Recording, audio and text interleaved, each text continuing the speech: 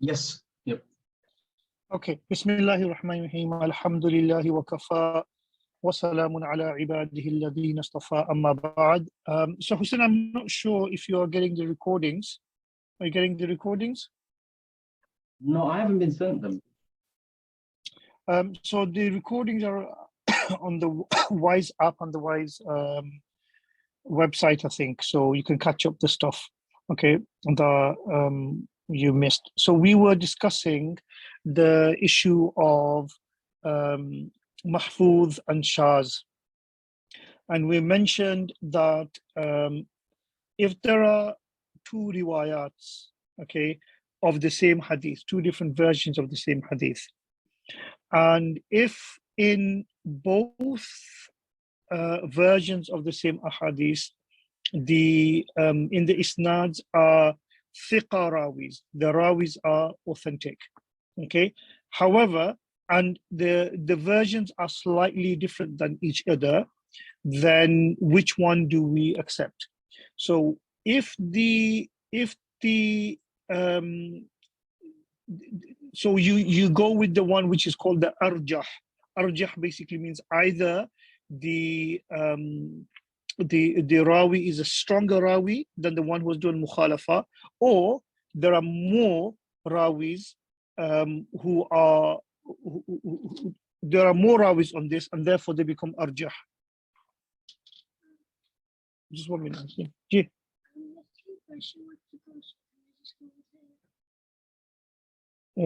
Just 1 minute, Hussein.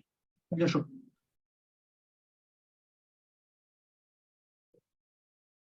No,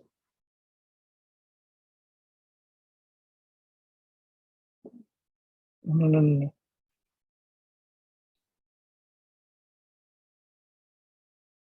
Okay. Sorry about that. So the shaz and mahfuz. The shaz is the riwayah of the thiqa rawi who goes against the more awthaq rawi, or the rawi, or the riwayat which has got more thiqa rawi. So he's outnumbered. Okay. So the his riwayat is called shaz, and the one that is to be accepted is called mahfuz. Does that make sense? Yes. Okay. ومثال ذلك ما رواه الترمذي والنسائي وابن ماجه من طريق ابن عيينة عن عمرو بن دينار عن عوسجة عن ابن عباس أن رجلا توفى على عهد النبي صلى الله عليه وسلم ولم يدع وارثا إلا مولا هو أعتقه. So this hadith is hadith narrated in Tirmizi and Nasai Ibn Majah, is going to show us the what is shadh and what is mahfuz. Okay, and this is narrated by Ibn Abbas radiallahu ta'ala anhu, that during the time of the Prophet sallallahu alaihi wasallam, a person died and he didn't have anyone to bequeath his inheritance to, other than a servant that he has freed. And the Prophet ﷺ said, then this freed servant becomes the one who inherits from him. al-Hadith. وَتَابَعَ ابن عيينة على وصله ابن جريج وغيره وخالفهم حماد بن زيد فرواه عن عمرو بن دينار عن عوسجة ولم يذكر ابن عباس. قال أبو حاتم المحفوظ حديث ابن عيينة. So there are other people who have done mutaba'at who have also confirmed. So the ikhtilaf here is whether this hadith is a hadith of the Prophet sallallahu alaihi wasallam, is it marfu' or فرواه عمرو بن عن عوسج ولم يذكر قلب, or is it mawquf? Okay, so this is the ikhtilaf, right? So sorry, let me just check. Put the hadith here. Yeah, so حدثنا موسى بن إسماعيل قال حدثنا حماد قال أخبرنا عمرو بن دينار عن عوسجة عن ابن عباس أن رجلا مات ولم يدع وارثا إلا غلاما له كان أعتقه فقال الرسول صلى الله عليه وسلم. Yeah, so that's the hadith, right?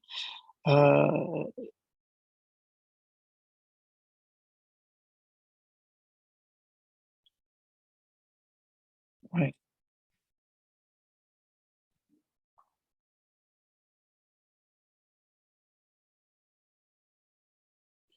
So Imam Ibn Uyayna, Sufyan Ibn Uyayna, okay, and others, for example, Ibn Jurayj and others, have narrated this hadith continuously, in the sense that they take it all the way up to Ibn Abbas radiallahu ta'ala anhu. But there is somebody else by the name of Hammad ibn Zayd. Okay. Now Hammad ibn Zayd does not walam yaskur Ibn Abbas. So he narrates an Amr ibn Dinar an Awsaja an Nabi sallallahu alaihi wasallam. So it's mursal. Ibn Abbas is not mentioned. So what is it? Is the hadith maqtu'? Is it mursal or is it muttasil? So Imam Ibn Abu Hatim al-Razi rahmatullahi alayhi says, al-mahfuzu hadith Ibn Uyayna. The hadith of Ibn Uyayna is the one that is mahfuz, and the hadith of Hammad ibn Zayd is shadh. Okay. Now, but Hammad ibn Zayd is not a weak rawi. It says, فَحَمَّادُ ibn Zayd min أَهْلِ الْعَدَالَةِ وَالضَّبْطِ. Hammad ibn Zayd is from the people of Adala and Dabt. وَمَعَ ذَلِكَ رَجَّهَ أَبُو حَاتِمْ رِوَايَةَ مَنْ هُمْ أَكْثَرَ عَدَدًا مِنْهُمْ. Despite that, Abu Hatim has given privilege to the riwayah of the ones which have more numbers. So Hammad ibn Zayd is on his own, but then you've got Ibn Uyayna and you've got Ibn Jurayj and you've got Hammad ibn Salama and others who do wasl of it to Sayyidina Ibn Abbas radiallahu ta'ala. Just give me 1 minute again, sorry. So what's happening here is that we've got the riwayat of Hammad ibn Zayd. Now Hammad ibn Zayd, he misses out Ibn Abbas, right? But the others, they do wasl, they do ittisal. All of them are thiqa rawi, but what happens is that Hammad ibn Zayd is outnumbered by Ibn Jurayj, Hammad ibn Salama, Ibn Uyayna, and therefore because all of these ruwat, all of these scholars of hadith are of the same caliber, then here we go with the quantitative element, right? If they were not of the same caliber, then obviously the one who is qualitatively greater will be rajih. But because here they're all of the same caliber, then quantitatively the others trumps because there's 3 against 1. Does that make sense? Yes. So if we look at, so this is the hadith from, where is it? So this is Abu Dawood, right? حدثنا موسى بن إسماعيل قال حدثنا حماد. So this Hammad is not Hammad ibn Zayd, is Hammad ibn Salama. Okay. أخبرنا عمرو بن دينار عن عوسجة عن ابن عباس رضي الله تعالى عنه أن رجلا مات ولم يدع وارثا إلا غلاما له كان أعتقه فقال رسول الله صلى الله عليه وسلم هل له أحد؟ قالوا لا إلا غلاما له كان أعتقه فجعل رسول الله صلى الله عليه وسلم ميراثه له. So this is from the Tuhfatul Ashraf. I just looked at the isnad transmission from Tuhfatul Ashraf. So Awsaja al-Makki, Mawla ibn Abbas, an Ibn Abbas. So in Abu Dawood, in Tirmizi, in Nasa'i, in Bayhaqi, hadith, أن رجلا مات ولم يدع وارثا إلا غلاما له كان أعتقه. Abu Dawood Faraiz, the person in Faraiz is Hammad ibn Salama. Because he actually, when I checked up this riwayat in Abu Dawood and other places, and I just saw Hammad here, I got quite confused because Ibn Hajar is saying Hammad doesn't do wasl of it, but then clearly in Abu Dawood it shows that Hammad is doing wasl of it. So I had to kind of then dig a bit more to see whether it's the Hammad that Imam Abu Dawood is talking about, and then I realized that no, Imam Ibn Hajar is talking about Hammad ibn Zayd. The one in Abu Dawood is Hammad ibn Salama. Okay, and that's why I went to Tuhfatul Ashraf, then I had to check it out. Yeah, so sometimes they don't mention the same names. It can get confusing. Then you have to do a bit more investigation. Okay. So this is the one, right? So here is the أن رجلا مات فقال no, that's a different one. Yeah, so that was just basically me investigating the Hammad ibn Salama. So here we have, sorry. The screen you had before, that hadith, that's the Shadh one. It stops at Ibn Dinar thingy. Ibn Dinar. This one. Yeah. عن عمرو بن دينار. No, this is فقال النبي صلى الله عليه وسلم عن ابن. No, it's there, you see. Yeah, so this is the Shadh one. No, it's not Shaz. It's not Shaz because no, it's not Shaz. The reason why it's not Shaz, and you see this, is although it looks like it's Shaz, عن عمرو بن دينار أن رجلا مات فذكر قلت من حدثك, then it says عوسج عن ابن عباس. So although when he narrated the isnad he didn't say this, but then it's not Shaz because he's giving the Shaz one is not mentioned here. Does that make sense? Yes. Yeah, it's not Shaz because he's actually mentioning it afterwards. He does the wasl in the text. In the text, yeah. Well, I have a question. Slightly off topic, but I think while you're scrolling, I saw something that Al-Sajjah is the freed slave of Ibn Abbas. Yeah. Is that correct? Sorry? Yeah. Is Al-Sajjah a freed slave of Ibn Abbas? Yeah, Mawla Ibn Abbas, yeah. So isn't there like, I guess, a conflict of interest in a sense? Like this hadith about how a freed slave will become inheritor of a person who has no relatives. The only person who narrates this hadith happens to be a freed slave. Yeah, I mean, we can look at it that way. That question is it's a genuine question, but it's a question that is not within Ulum al-Hadith. Okay, we need to take that into a different discipline, which is the Sharh of Hadith. But from the point of view of Ulum al-Hadith, that's not the question. That is, it's not the issue. And from the point of Ulum al-Hadith, they won't actually look at those kind of biases. I understand that there is a bias there, conflict of interest, but purely from the point of Ulum al-Hadith, of ittisal, wasal, and they're not going to look at that. Because even I think I read somewhere there, they said Al-Sajjah is, laysa bil mashhur, and they don't know anybody else who narrated this. Yeah, that's fine. But Al-Sajjah is mashhur as a mawla of Ibn Abbas. Yeah. Okay. When he's talking about Al-Sajjah laysa bi mashhur, it might be that he only narrates the only the narrations of Ibn Abbas and nobody else. Does that make sense? Yeah. Thank you. We'll have a look.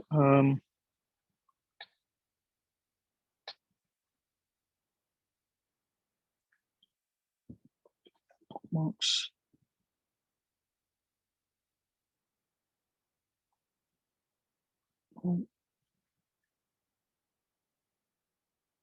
Let's have a look.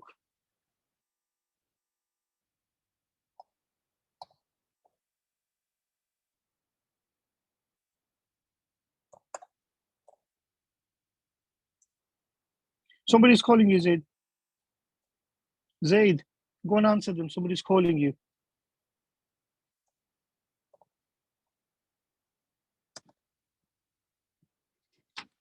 This the keyboard on iPad is a bit different than on the computer.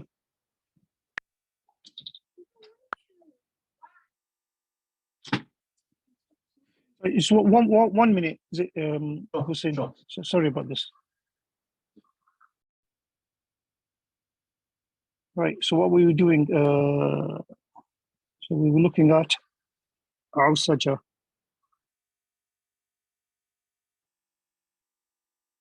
His name Al-Sajjah ibn Al-Sajjah al-Makki.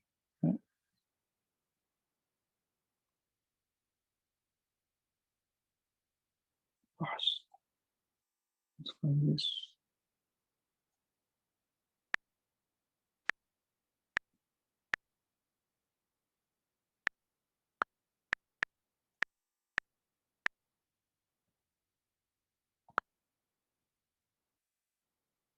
So these are all showing us atrafs. It's not giving us G. No, sorry, you were saying? No, I'm saying, can you hear me? Yeah, I can hear you. Yeah, so this is, I'm just looking up al-Sajah, but this is all giving us atraf. Let me see if it's giving us a biography. Al-Kamal fi Asma' al-Rijal. Okay. al-Sajah al-Makki al-Qurashi Mawla Abdullah ibn Abbas روى عن ابن عباس روى عنه عمرو بن دينار قال أبو زرعة مكي ثقة وقال أبو حاتم ليس بمشهور. Right? So he's thiqa, but he's not mashhur. Mashhur basically means that it's not, in a sense, it's not a blemish. It's just that he's not a mashhur muhaddith, but he's still thiqa. Somebody might be trustworthy with himself, but they might not be famously known. Yeah. Okay. Let's go back. It's good we're just doing it there and there. Yeah, there we go. This is Jam'ul Fawaid. What are they saying here?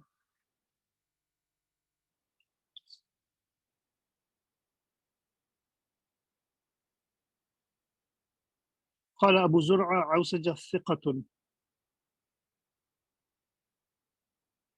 Get a proper ilal book. Let's do some filtering. Have you used this before? No. This is Shamila, but it's on it's a website version. It's not that good as the actual, but it's for quick references. So it's called Turas, just Turas, but it's actually Shamila. It's quite good if you want to just like do quick lookups.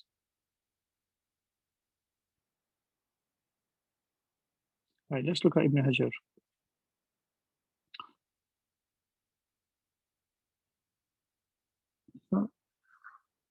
This one. عوسجة المكي مولى ابن عباس روى عن مولاه ابن عباس مات رجل على عهد رسول الله صلى الله عليه وسلم ولم يترك وارثا. Oh, so this is the hadith.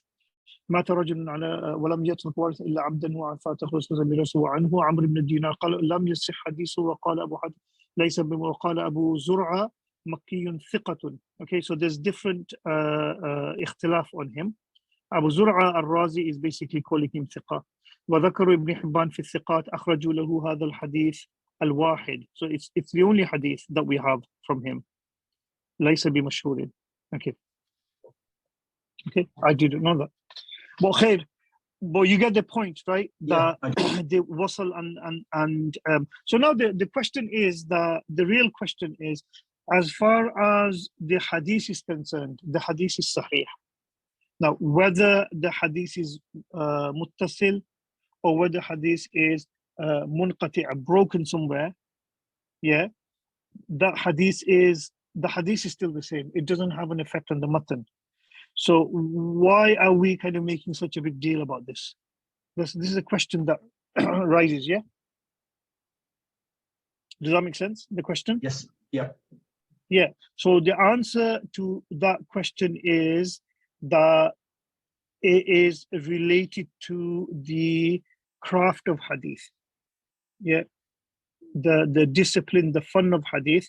This question relates to the craft of hadith, even though it may not have a effect on the actual matan. So do you remember that example that I gave of, you know, do you use an impact drill or do you use a hammer drill to, you know, drill something, right? As far as whichever drill that you use, it doesn't really matter if the job gets done, right? But experts will know when to use a hammer drill, when to use an impact drill. So this is exactly, so this is about, this is called Sana'atul Hadithiyya.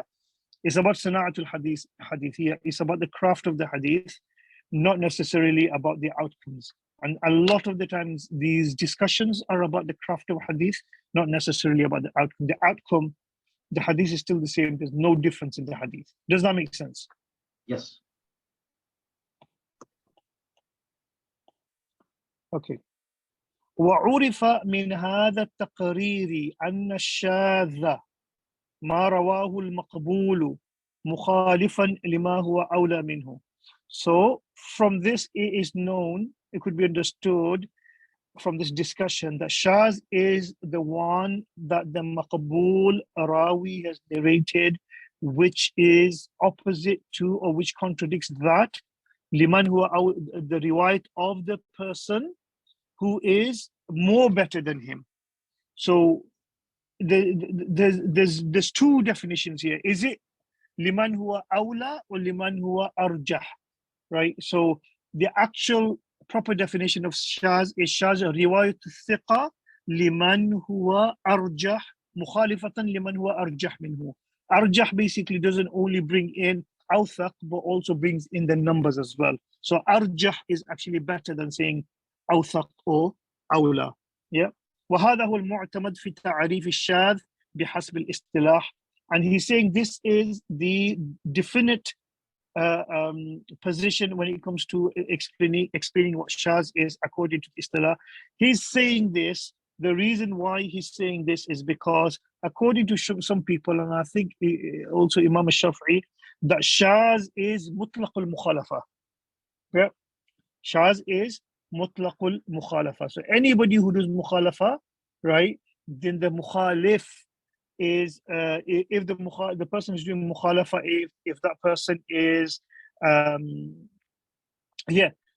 goes against the majority, then it's mutlaq al-mukhalafa, whether the person is thiqa or whether the person is not thiqa, that is called shaz. Whereas here is saying no, the shaz is the mukhalafat of the thiqa rawi. Do you understand the difference? I don't think so. Sorry, Mawlana. Yeah, the shaz is the mukhalafat of the thiqa rawi, of those who are awthaq or arjah. Yeah. Some people say no, it is not a condition for shaz that the mukhalafat has to be done by a thiqa rawi. Anybody, even if it's a weak rawi doing mukhalafat, that is called shaz. Does that make sense? Okay. Yeah. And I think that's also the opinion of Imam Shafi'i, that any mutlaq mukhalafa is shaz. Well, Imam Ibn Hajar is saying the mu'tamad opinion is that the mukhalafat of the thiqa is known as shaz. Yeah. He'll explain further on. وَإِن وَقَعَتِ الْمُخَالَفَةَ مَعَ الضُّعْفِ. Now, if there is a mukhalafa, now we're going into a different discussion now. If there is a mukhalafa, and the person who's doing the mukhalafa is a weak rawi, فَالرَّاجِحْ يُقَالُ لَهُ الْمَعْرُوفِ. The rajih is called ma'ruf, وَمُقَابِلُهُ يُقَالُ لَهُ الْمُنْكَرِ. And the opposite to that is the person who's doing mukhalafa, the weak rawi, is called munkar. So here we have a difference, that if the rawi is weak and the rawi does mukhalafat of the more stronger awthaq than him or her, then his riwayat is called munkar and the other riwayat is called ma'ruf. Whereas above they're saying one of the definitions of shaz is mutlaq al-mukhalafa. So in mutlaq al-mukhalafa, even munkar comes in. But they're making a strong distinction. Shaz is the mukhalafat of the thiqa rawi. Munkar is the mukhalafat of the weak rawi. Does that make sense? Yeah. مثاله ما رواه ابن أبي حاتم. The example of this is what Imam Ibn Abi Hatim al-Razi has narrated من طريق حبيب ابن حبيب وهو أخو حمزة ابن حبيب الزيات المقرئ. So what Imam Ibn Abi Hatim al-Razi has narrated from the tariq of Hubayb ibn Habib, who is the brother of one of the Sabah or Ashara Qaris, Hamza ibn Zayyat, so his brother. عن أبي إسحاق, yeah, so this is Abu Ishaq al-Sabi'i. عن العيزار ابن حريث عن ابن عباس عن النبي صلى الله عليه وسلم قال من أقام الصلاة وآتى الزكاة وحج وصام وقر الضيف دخل الجنة.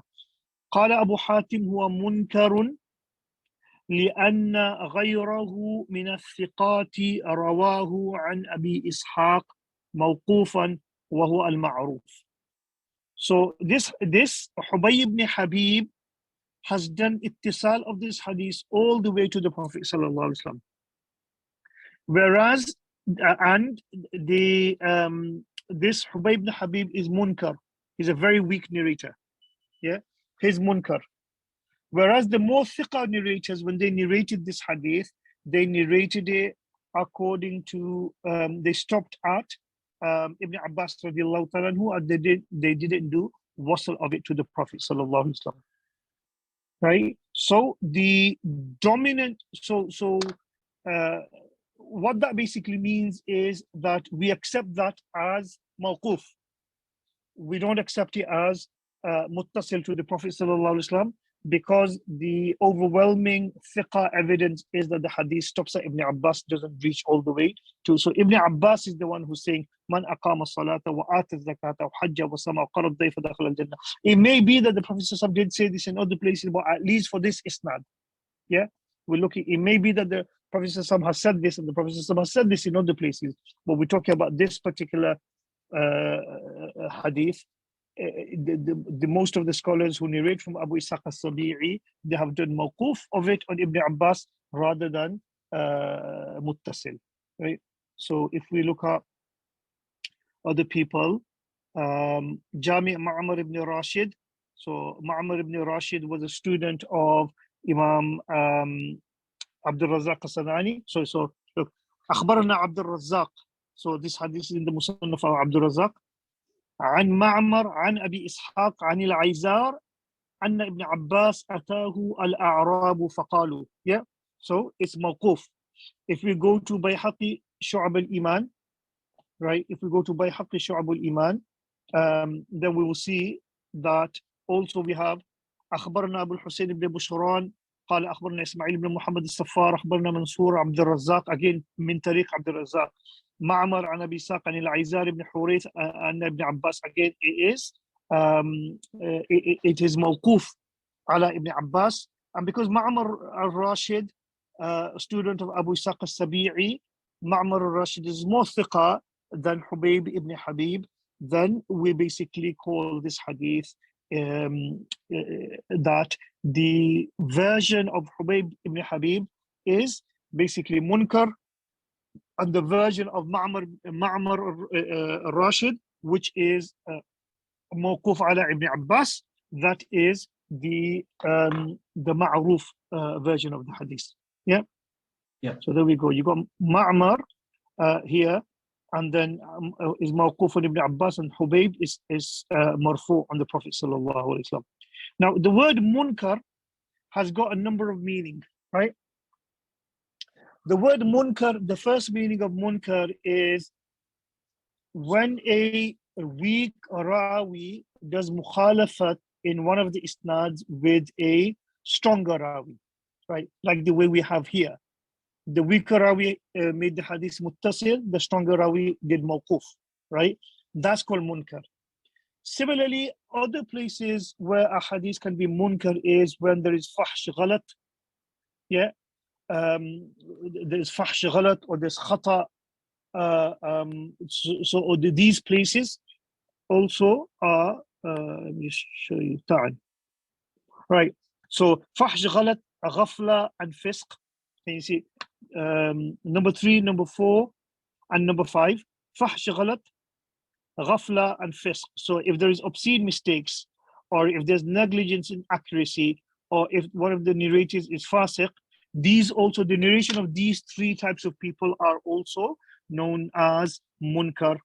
Does that make sense? So munkar has got multiple meaning. One is the mukhalafa, when a weak narrator does mukhalaf of a stronger narrator, that's called munkar.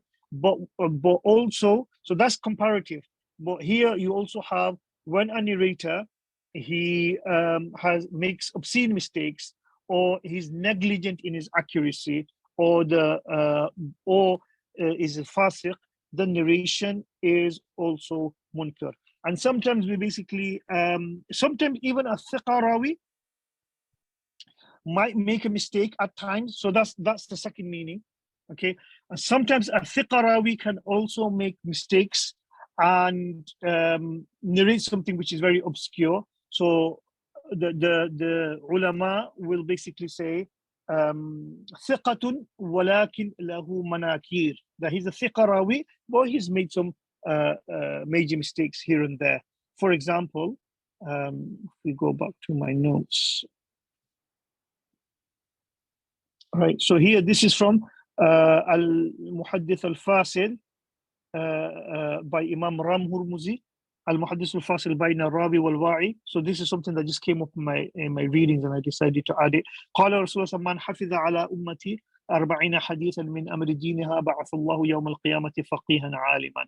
If you look at the Muhashi, which is the Muhashi and the Muhaqqiq of this book is a very great, I'm not sure if he's still alive, maybe he's still alive, Sheikh Ajjaj al-Khatib. So he says, وفي إسناده, in the green bit, in the footnote, وفي إسناده عباد بن يعقوب الرواجني من غلاة الشيعة ورؤوس البدعة صدوق في الحديث ومع, so it's رؤوس البدعة and غلاة الشيعة, but then still saying صدوق في الحديث ومع ذلك يروي المناكير كما قال Ibn Hibban. So example of a scholar of hadith, or so to say thiqa, but also narrates munkar hadith. Yeah. So this is saduqun, means that we can tolerate this person, but still he has narrated some manakir. It might be because that he's the Ghulat Shia, and it's the Shi'i support of the Shi'i narration, which is basically being called manakir. But nevertheless, the point here is that the word munkar has more than one meaning. Okay, does that make sense? Yes. قال أبو حاتم هو منكر لأن غيره من الثقات رواه عن أبي إسحاق موقوفا وهو المعروف وعرف بهذا أن بين الشاذ والمنكر عموما وخصوصا من وجه. From this, it is understood that there is a umum khusus, how do I translate this? A general to specific relationship. Min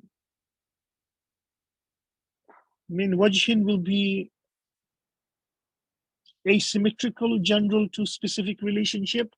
What that basically means is that both of them, so this is umum khusus min wajhin is different from umum khusus min mutlaq. Umum khusus mutlaq means one is greater, one is am, and the other one subsumes within the am, right? So for example, all women are human, but not all human are women. That's umum khusus mutlaq, right? Because the category of women, which is a khas category, subsumes under human, but not all of humans encompass women, because half of humans are also men. That's called umum khusus mutlaq. This is when the khas absolutely gets gobbled up by the am. That's called umum khusus mutlaq. But when the khas and am don't absolutely get, when the khas doesn't get absolutely gobbled up by the am, but that both of them share certain features, am features, and then both of them separate from each other because of the specificity, right? So for example, the shaz and the munkar share, the relationship that they share is both of them are related to concepts of mukhalafa. And how they differ is that shaz is mukhalafa of a thiqa than an awthaq. And munkar is mukhalafa of a weak to of a thiqa. Does that make sense?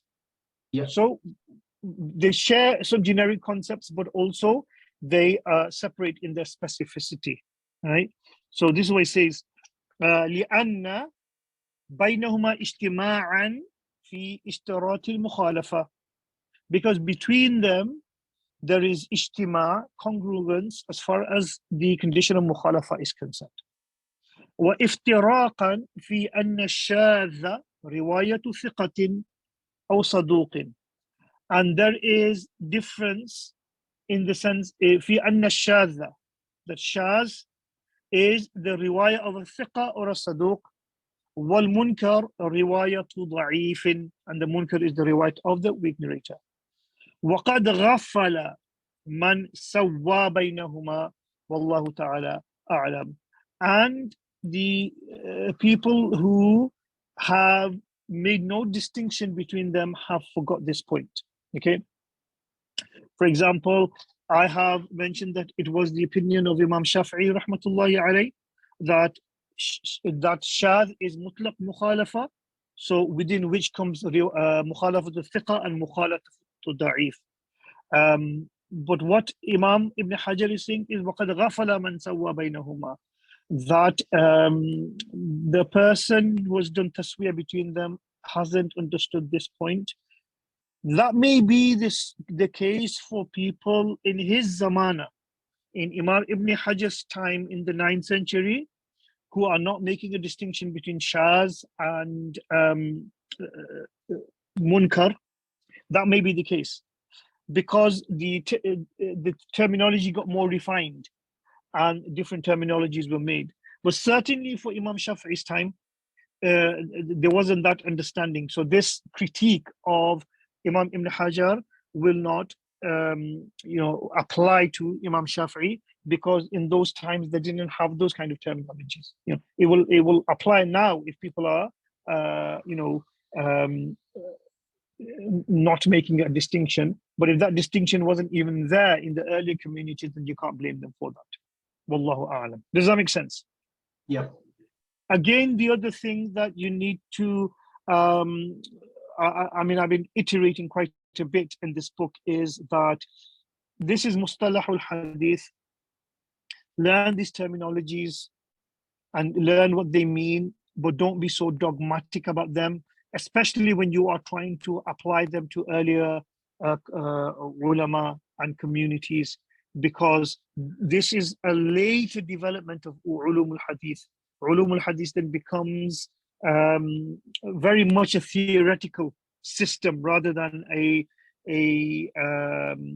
something that is to be applied. It just becomes theory for the sake of theory. And that's the major mistake that Sheikh Nasiruddin al-Albani made, was that he used Ibn Hajar to critique Imam Muslim. Yeah. Some of these new developments was not even available during Imam Muslim's time. So how can you critique him with later developments? That's basically back projection. Yeah. Does that make sense? Yes. Any questions before we move on? No. Okay. وما تقدم ذكره من الفرد النسبي إن وجد بعد ظن كونه فردا قد وافقه غيره فهو المتابع بكسر الموحدة. Yeah. بكسر الموحدة.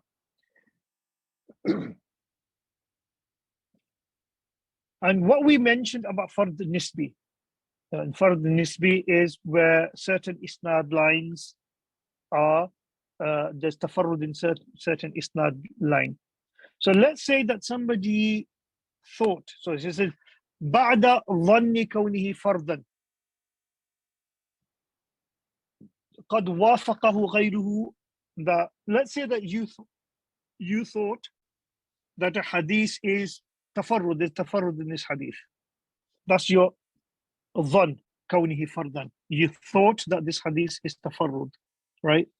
And then you were doing more research, and in doing your research, what you found is that, oh, actually, there are other isnad strands which also say exactly the same thing as this first isnad strand that I thought was tafarrud. Yeah, it says exactly the same thing. Then these other isnad strands, we will basically call them mutabi'. Does that make sense? So in your assumption, so it's like, sometimes you say, you assumed that somebody came, to London to see you on your own, and that was your assumption. And then when the person came, you realized that he brought a guest with him. Yeah. Only so you coming from Manchester to London, that's a 4-hour journey. So for 4 hours, you were assuming that this person is coming on his own to see you. But then when he comes with a guest. So this is what he's talking about, that you thought that that hadith was, so you were worried about this person, yeah, that he's coming at nighttime, he's not very experienced, and you're worried that at nighttime he's not experienced and he's coming to you, something might happen. You're worried for him, something might happen, right? So for 4 hours you were worried. And then when he came, you see that he comes with his dad, he's a taxi driver, was a very experienced driver. And that just kind of, you sigh a relief, yeah? And, you basically say, okay, now, alhamdulillah, I don't need to feel bad now, and I don't need to feel that anxiety when this person goes back because he's with his dad. This happens, right? Yeah? Yeah. Yeah. So similarly, it's the same thing. It's a hadith that you thought is tafarrud or isnad is tafarrud, but then later on you find others supporting isnads which say exactly the same thing. Now, if you didn't have those supporting isnads, then you will have to cancel that journey. You'll have to say to this person, do you know what? I don't feel you're comfortable coming, so it's best if you don't come now or take the train or something like that. Yeah. So this is why he's saying, وَمَا تَقَدَّمَ ذِكْرُهُ مِنَ الْفَرْضِ النِّسْبِ. That which we have mentioned in fard nisbi, in wujida, if it is found, بَعْدَ ظَنِّ كَوْنِهِ فَرْضًا, after you thought that it was a hadith which is tafarrud, قَدْ وَافَقَهُ غَيْرُهُ فَهُوَ الْمُتَابِعِ, that somebody else has also corroborated that information, then the person who's corroborated that information is called al-mutabi', the person who is the corroborator. بِكَسْرِ الْمُوَحَّدَةِ, with the kasra on the, so do you know what muwahhada means? No. Yeah, okay, so this is very important, right? This is actually very, very important because Arabic language is, so okay, let me give you an example of this, right? So when you are doing an international bank transaction, yeah, and you give your name, yeah, to, let's say, Western Union, you're doing a bank transaction. And because there may be people, if you use it, so I'm doing a bank transaction, I'm saying Mansur, right? A person might spell that name Nansur, or they might spell it with double O, or they might spell it with the U, R. There's so many ways that that name can be spelled. But in order for it to be accurate, what do we use? We use the international phonetics. So I would say Mike, Alpha, November, Sierra, Umbrella, Romeo. Yeah, everybody's international code. Everybody understand that there is no ambiguity. Yeah, Mike, Alpha, November, Sierra, Umbrella, Romeo. Yeah, Alpha, Lima, India.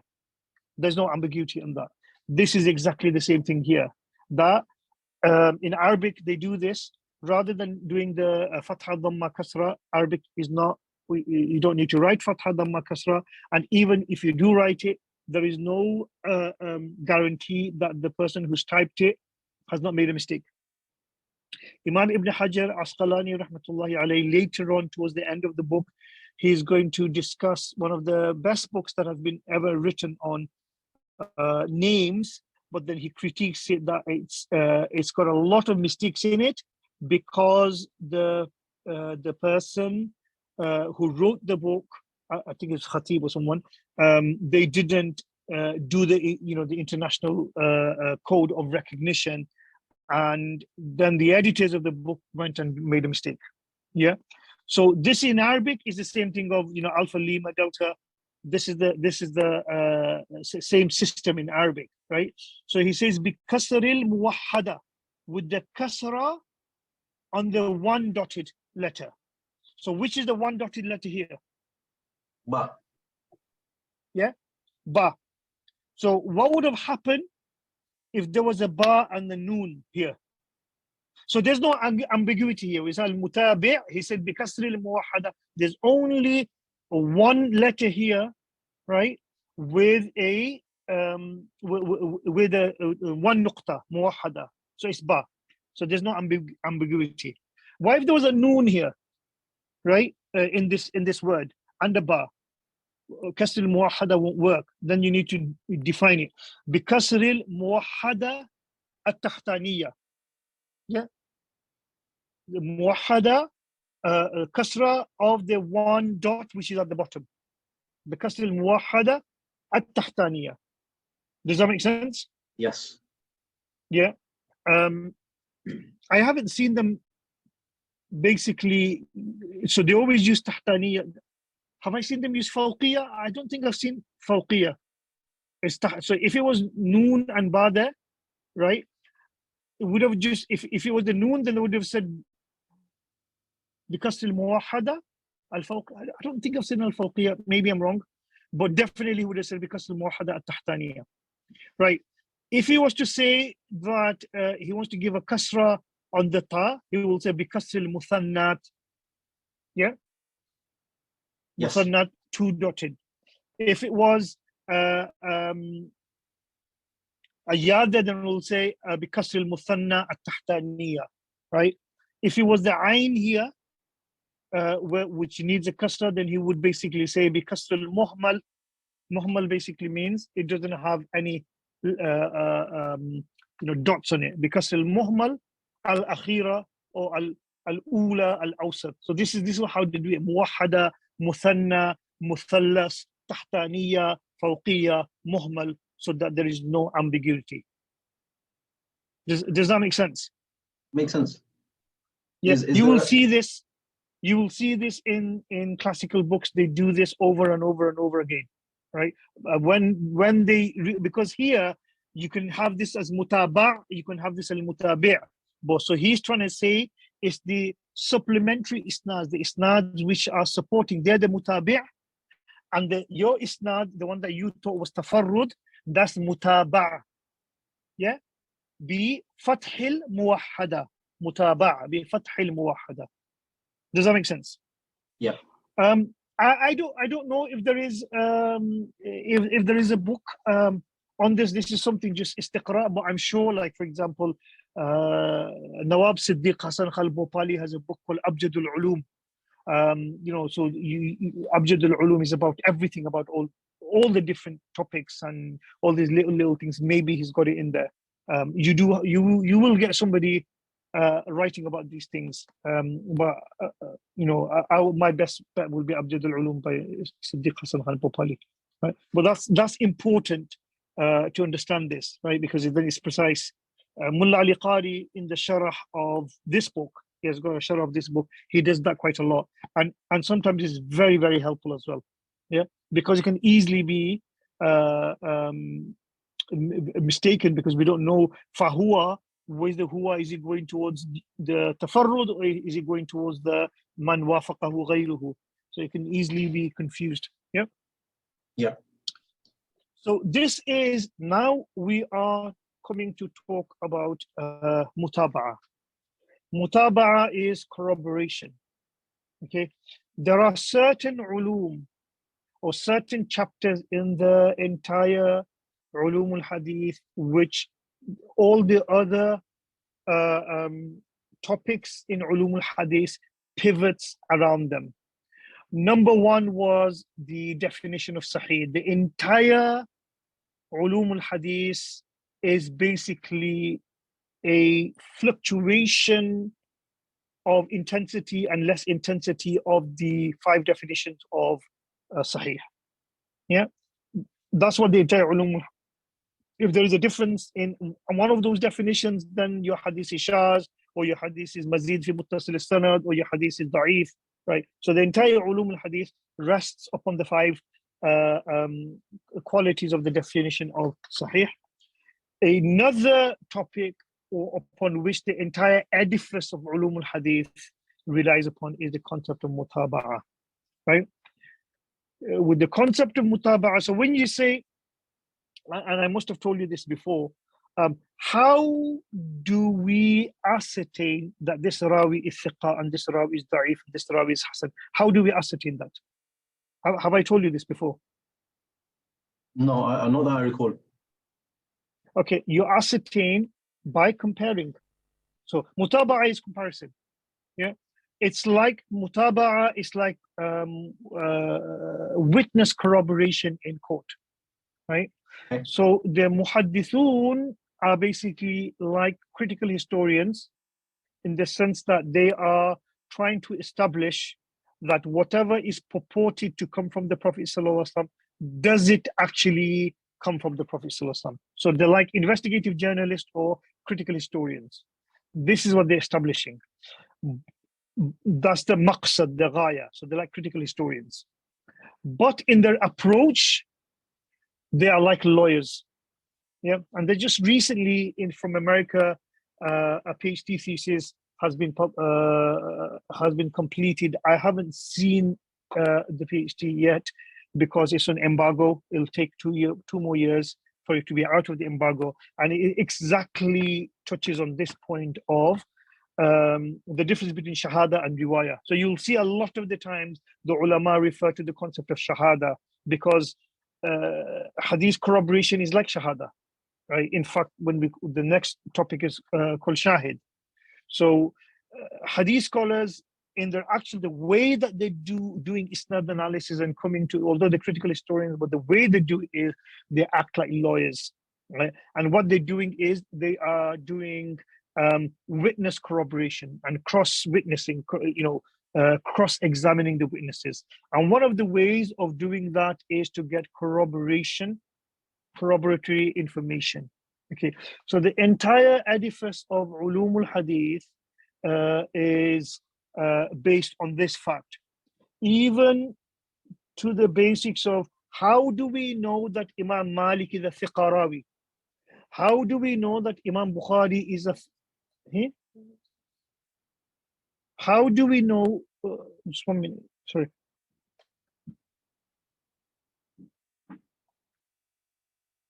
Just 1 minute. Yeah, sure.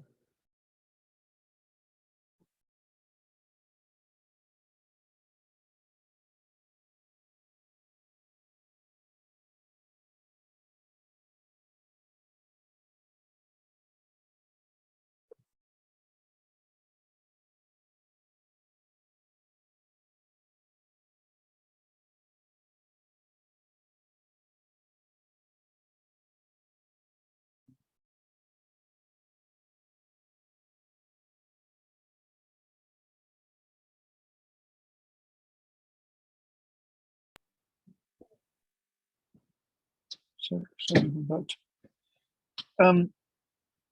So I was basically saying that the entire edifice of Ulum al-Hadith. So when we say, how did we come, Hussein, to the conclusion that Imam Bukhari is thiqa rawi, or Imam Ahmad is a thiqa rawi, or Imam Malik is a thiqa rawi, or Abdurrahman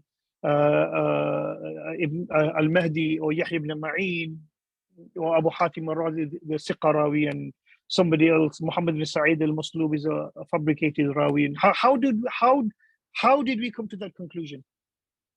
Who decides that the thiqa rawi? Yeah, Hussein, it's a question to you. I would guess the contemporaries. Okay, contemporaries of Bukhari might basically give him a certificate that he's trustworthy, we trust him. But what about Imam Malik, who wasn't a contemporary of Bukhari? And Imam Bukhari did the original research. So how did they arrive at that? I'll tell you how they arrive at that.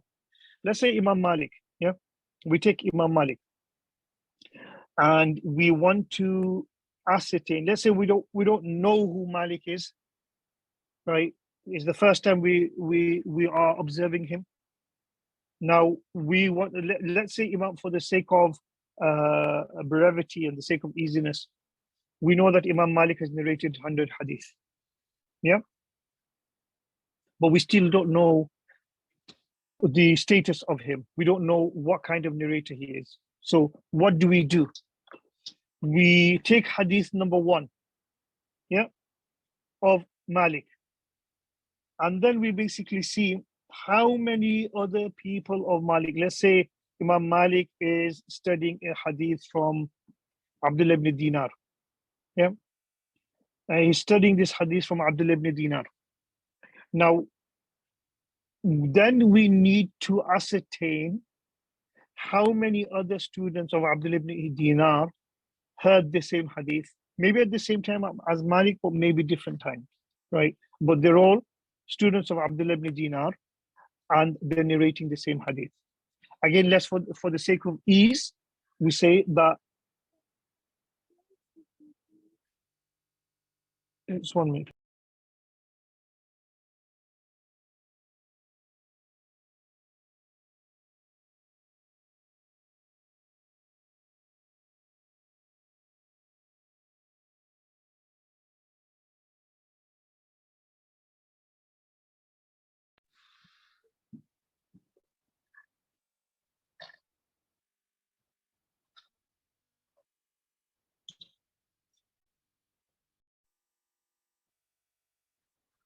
So, so let's say 9 other students, along with Imam Malik, right, studied this hadith with Abdullah ibn Dinar. So what we basically do is we take Malik on one side. He's the guy that we're researching. We want to ascertain what is his status. So we take him, make him the center, look at the hadith that he narrated, okay? And then we make a comparison, mutaba'a. We make a comparison of all 9 riwayat, or all 9 of the other students and that hadith that they have mentioned. And then we basically see how much deviation is there of Malik from the other students. If the deviation is minimal, 1 word here or there, and that he is like 95% of his riwayat is matching the others, then we'll basically say, okay, we give a tick to hadith number 1. Then we go to hadith number 2. Hadith number 2, he narrated from Nafi'. There were other students who were with him, 9 other students with him when he was narrating from Nafi'. So we look at his narration, and then we look at the 9 relation, and we see basically what the standard deviation is. And we do that with all 100 of his narrations by doing mutaba'a comparison, and then we basically come to a conclusion of how much is he deviating from his classmates. If he's deviating in nearly every single hadith, then we'll say this person is making major mistakes. If he's hardly deviating, we never say 100%, because at the end of the day, وَالْعِصْمَةُ لِلَّهِ وَرَسُولِهِ, if he's hardly deviating, then we can basically say that actually he's a reliable. When you say dabt, adalatul rawi, dabtur, this is talking about dabtur rawi, his thiqa. How do we know that he's thiqa? Because we made the comparison and we realized that he is accurately narrating, because his other classmates in the 100 hadiths, they have corroborated. After those 100 hadiths, we can basically say, do you know what? We've checked him out, we've investigated him, he's a reliable narrator. Now, you do this with every single hadith scholar in every single tabaqa, with every single hadith they have narrated, and compare it with every single one of their classmates. And that's how you come to the conclusion of who is a thiqa, who is hasan, who is da'if, who is muttaham bil kidh, who is munkar. That's how Bukhari, Muslim did it. Nowadays, like people like Imam Ibn Hajar and Abdul Ghani and Nablusi, Abdul Ghani and Maqdisi and Imam al-Mizzi and Zahabi and Suyuti and all of them, they have done all the legwork. They have compiled it, right, for us.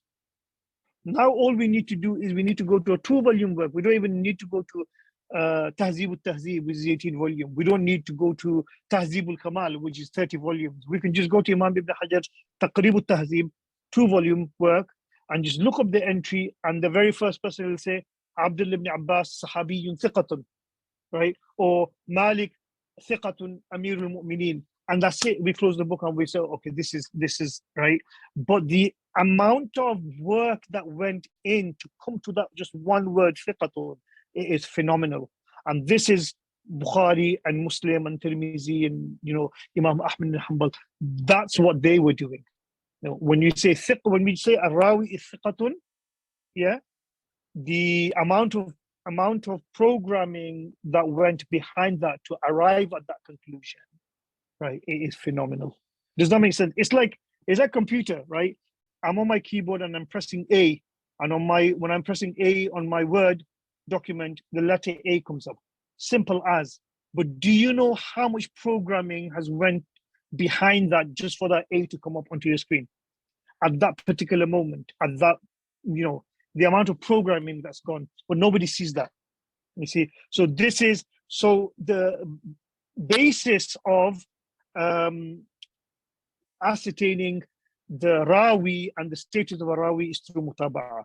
The basis of ascertaining whether a hadith is sahih or not is by comparing the isnad analysis. Again, is by mutaba'ah. It's everything is to do with comparison. Does that make sense? Yeah. This is why the mutaba'ah and shawahid are one of the most important topics in the entire edifice of Ulum al-Hadith, and you need to understand this. If I was to give an example, if the 5 qualifications of Sahih is from which the origins, of Ulum al-Hadith stems from, then the mechanism for that is mutaba'ah and shawahid. Does that make sense? Yeah. So when you say mutaba'ah and shawahid, is that like a kind of like combined term, or is that 2 separate things? Mutaba'ah and shahid are 2 terms. They come under a category called al-i'tibar, which is coming. Yeah. Okay. Wal-mutaba'ah ala maratib. Mutaba'ah is of different levels. In hasalat lirrawi nafsahu fahiya tamma. If the corroboration happens at the level of the rawi, this is called mutaba'ah tamma. Wa in hasalat li shaykhihi faman fawqahu fahiya al-qasira. If the mutaba'ah happens at the level of the shaykh of the rawi or above that, then this is called mutaba'ah qasira. Okay, so the mutaba'ah tamma, mutaba'ah qasira. Wa yustafadu minha at-taqwiyah, and the benefit of mutaba'ah is taqwiyah, fortification. مثال المتابعة ما رواه الشافعي في الأم. The example of mutaba'ah is what Imam Shafi'i has narrated in the عن مالك عن عبد الله بن دينار عن ابن عمر أن رسول الله صلى الله عليه وسلم قال الشهر 29 فلا تصوموا حتى تروا الهلال ولا تفطروا حتى تروه فإن غم عليكم فأكملوا العدة 30. فإن غم عليكم, if it is cloudy, then complete 30 days. فهذا الحديث بهذا اللفظ ظن قوم أن الشافعية تفرد به عن مالك فعدوه في غرائبه. This word فأكملوا العدة 30, some people thought that this is from tafarrud of Imam Shafi'i from Malik, and they basically said this. They counted that as from the gharib ahadith of Imam Shafi'i. Why? لأن أصحاب مالك رووه عنه بهذا الإسناد بلفظ فإن غم عليكم فقدروا له. Because the ashab of Malik so the marja of this isnad is Imam Malik. All of the students of Imam Malik, other than Shafi'i, has narrated this hadith by saying فإن غم عليكم فقدروا له. Right? If it's cloudy, then see what you want to do, like calculate. Whereas the Shafi'i's narration is فَإِنْ غُمَّ عَلَيْكُمْ فَأَكْمِلُوا الْعِدَّةَ 30. If it is, if it is cloudy, then complete 30 days. The difference between the 2 versions has a different in fiqh. Imam Shafi'i's riwayat is basically saying, if it is cloudy, you always complete 30 days, right? But the other riwayat is basically saying, if it is cloudy, then do a bit more work to ascertain whether tomorrow should be Eid, or whether you should fast one more day and then the day after should be Eid. Can you see the difference in the right? So Some people thought that this is from the Gharaib of Imam Shafi'i, because all of Imam Malik's students, they say, فَإِنْ غُمَّ عَلَيْكُمْ فَقْدُرُوا لَهُ. So therefore, this is Gharib. This is Tafarrud, right, of Imam Shafi'i. Right. So remember, Tafarrud is the opposite of Mutaba'ah. That's why he started off the discussion. وَمَا تَقَدَّمَ ذِكْرُهُ مِنَ الْفَرْدِ النِّسْبِ إِنْ وُجِدَ بَعْدَ ظَنِّ كَوْنِهِ فَرْدًا قَدْ وَافَقَهُ غَيْرُ فَالْمُتَابِعِ. So Tafarrud is the opposite of Mutabi'. So Mutabi', and then we got Tafarrud or Gharib. So some people thought that this is from the Gharib of Imam Shafi. Now, obviously, the reality has opened up to us, but this is the people who were living in Imam Shafi's time or immediately after Imam Shafi's time. So it's the time of Imam Ahmad, right? That tabaqa. When they were looking into this, because all of the different versions of the hadith didn't come to them, so because Shafi'i being quite famous, they basically thought that and Shafi'i is the one who's written a book. They thought that, okay, all of the other evidences that we find from Imam Malik, which are documented in books, right? We basically find that it says فَقَدُرُوا لَهُ. So Shafi'i might be, this might be a gharib. Yeah. But so let's look at what is happening here. Right. So look, this is the riwayat of Musnad of Imam Shafi'i. Yeah. The riwayat of Musnad Imam Shafi'i. أخبرنا مالك. So I'm looking at the green one. Okay. أخبرنا مالك عن عبد الله بن دينار. أخبرنا مالك عن عبد الله بن دينار عن عبد الله بن عمر. So at the end, can you see the bit in red? فأكملوا العدة 30. So if you look at the Muwatta of Imam Malik, the second line, okay, I'll just put a dot there so that you know that which line I am following. So I'm looking at this line here. This is the actual Muwatta, Yahya ibn Yahya al-Laysi al-Andalusi from Abdullah ibn Dinar, okay, from Abdullah ibn Umar. He says, فَإِنْ غُمَّ عَلَيْكُمْ فَقْدُرُوا لَهُ. Yeah.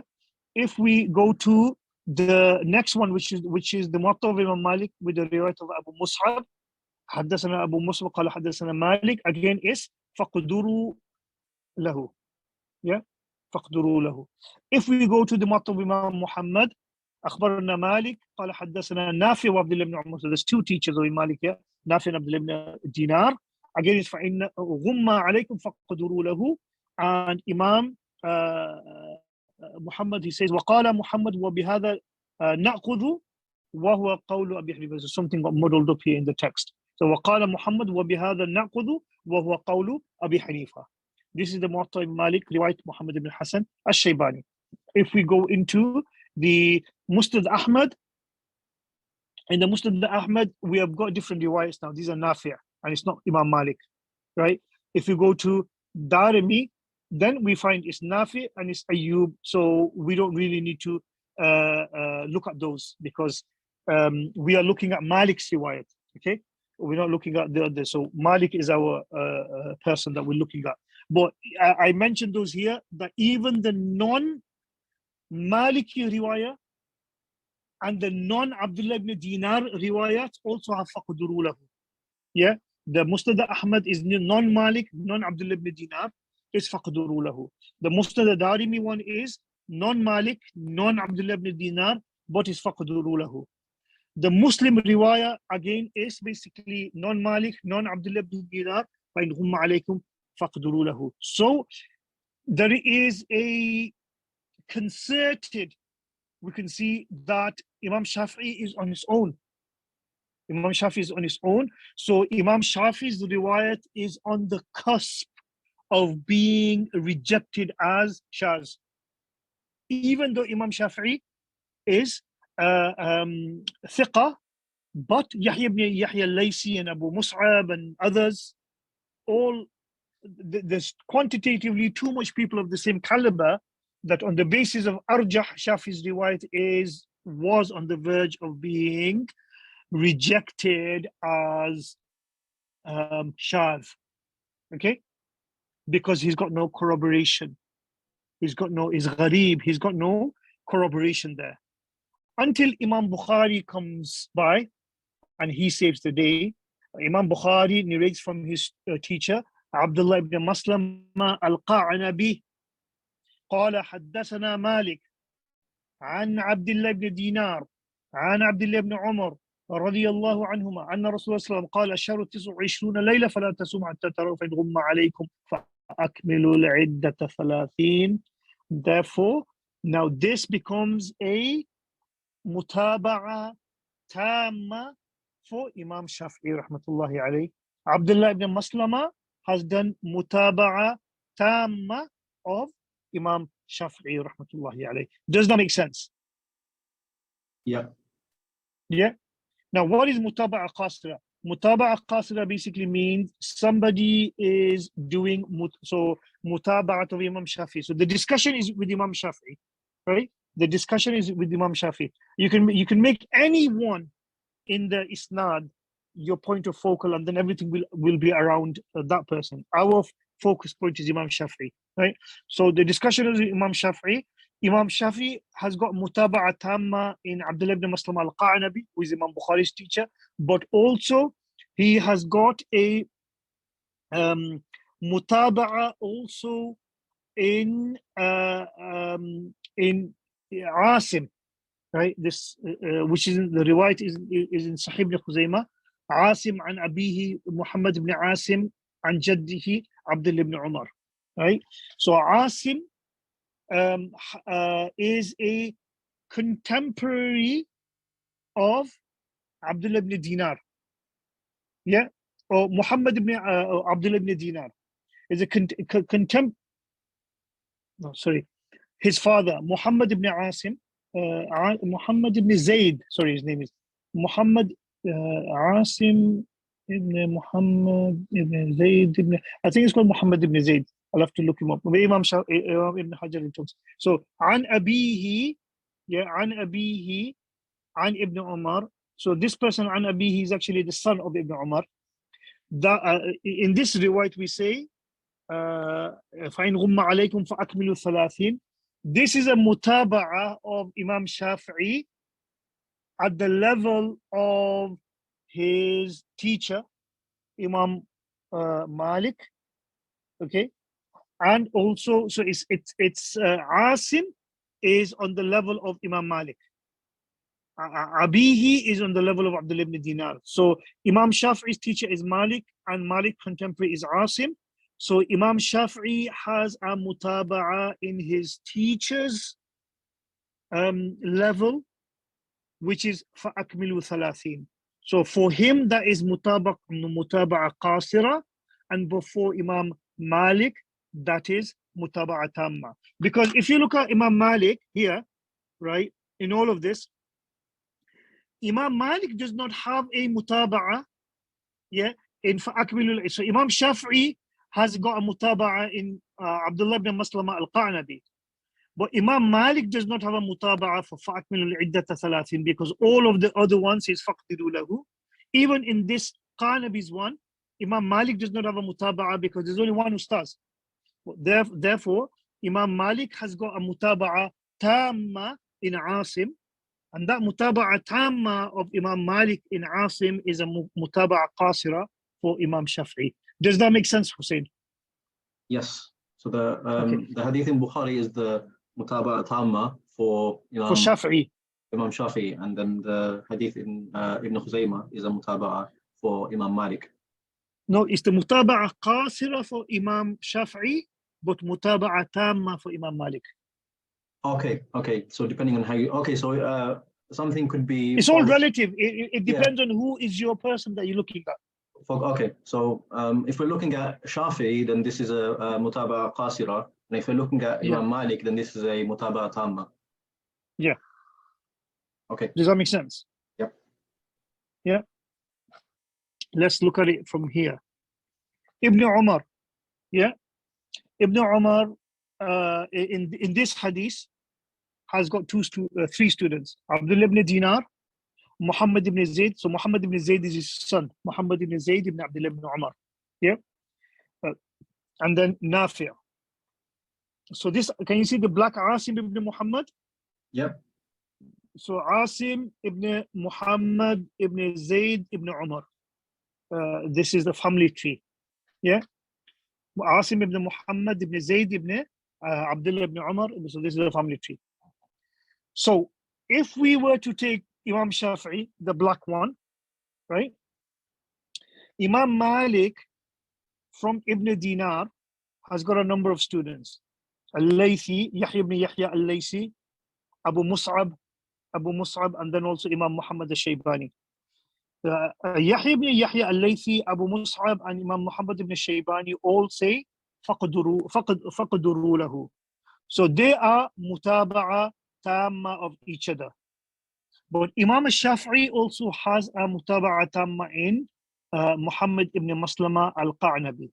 Abdullah ibn Muslim al-Qa'nabi. Yeah? Does that make sense? Can you see the mutaba'a? Yeah. Yeah. Now, in this very same hadith, right, Imam Malik is on the level of this tabqa here, Asim ibn Muhammad and Ubaidullah. So the riwayat of Asim ibn Muhammad and the riwayat of Ubaidullah also has faqduru lahu. So then the faqduru lahu becomes a mutaba'a tamma for Malik, but a mutaba'a qasira for Shafi'i and Qa'nabi. Does that make sense? Yes. Okay. Just a quick question again, slightly not off topic, but so you said Asim is the son of, so it's Asim ibn Muhammad, and it's Muhammad ibn Zayd. But if Muhammad ibn Zayd, how could Muhammad ibn Zayd be the son of Abdullah ibn Umar? If his dad's name is Zayd. Yeah. So Abdullah ibn Umar, his name is Zayd. So no, I think this is Muhammad ibn Zayd ibn Muhammad ibn Zayd ibn Abdullah ibn Umar. So Muhammad is the grandson of Ibn Umar. Zayd is the son of Ibn Umar. Okay, so it's Abdullah ibn Umar, then it's Zayd, then it's Muhammad, then it's Asim. It's Muhammad, then it's Asim. Yeah. Okay, but so Zayd in the sanad. Sorry? He's not in the sanad. Zayd isn't in the sanad. No, Zayd is not in the sanad. Okay, yeah. Zayd is not in the sanad. Sorry, yeah. So this is what he says. فهذا الحديث بهذا اللفظ ظن قوم أن الشافعي تفرد به عن مالك فعدوه في غرائبه. So if it's from his غرائب, then because the hadith is in contradiction, the two hadiths, فأكملوا العدة 30 and فقدروا له, they're in contradiction. Imam Shafi's one would have been knocked out as a shaz, right? It still will be accepted as a thiqa rawi, but there won't be any practice on it, right? لأن أصحاب مالك رواه عنه بهذا الإسناد بلفظ فإنهم عليكم فضل. لكن وجدنا للشافعي متابعا وهو عبد الله بن مسلمة القعنبي، كذلك أخرجه البخاري عنه عن مالك، وهذه متابعة تامة. ووجدنا له أيضا، so له who is that? ووجدنا للشافعي أيضا متابعة قاصرة في صحيح ابن خزيمة من رواية عاصم بن محمد عن أبيه محمد بن زيد عن جده عبد الله. So جده أي جد عاصم. Yeah. عن جده جد محمد. Muhammad. Yeah. Because then you have the other isnad, isn't it?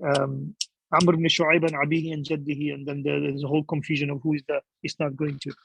So عن جدي عبد الله بن عمر بلفظ فأكملوا وفكملوا 30. وفي صحيح مسلم من رواية عبيد الله بن عمر عن نافع عن ابن عمر بلفظ فقدروا 30. So Imam Shafi'i, so he's giving you the example of mutaba'a tamma and mutaba'a qasra. Imam Shafi'i actually has got mutaba'a tamma and mutaba'a qasra in so both of these situations. ولا اقتصار في هذه المتابعة سواء كانت تامة أم قاصرة على اللفظ بل لو جاءت بالمعنى كفاه. Right? It does not, in order for it to be mutaba'a tamma or qasira, it does not need to be only those words. As far as the meaning is concerned, if the meaning is the same, paraphrase, then it's fine. ولكنها مختصة بكونها من رواية ذلك الصحابي. The only condition for it to be a mutaba'a is that it needs to be specific to that sahabi, right? If there is another sahabi, like for example, there is a riwayat of Abu Hurairah radiallahu ta'ala who talks about this issue as well. that is not going to be a mutaba'a of this hadith. It's going to be a shahid. So in order for mutaba'a happens between isnads. Mutaba'a, the way you differentiate between mutaba'a and shahid is mutaba'a happens within one hadith. How do we define one hadith? That it's you're looking at this hadith of that same sahabi, and the mutaba'a happens within the isnad strands of that hadith. All of the hadiths going back to that same sahabi. But if you are going to compare the riwayats of different sahabis on that particular topic, then that's not called mutaba'a, that's called shahid. Does that make sense? Yes. Okay, we will broach that topic. Do you have any question? We will talk about that topic next week, inshallah. This time has finished. Okay, Jazakallah. Jazakumullah khair. And inshallah, I will see you next week. Okay, Inshallah. Assalamu alaikum. Assalamu alaikum.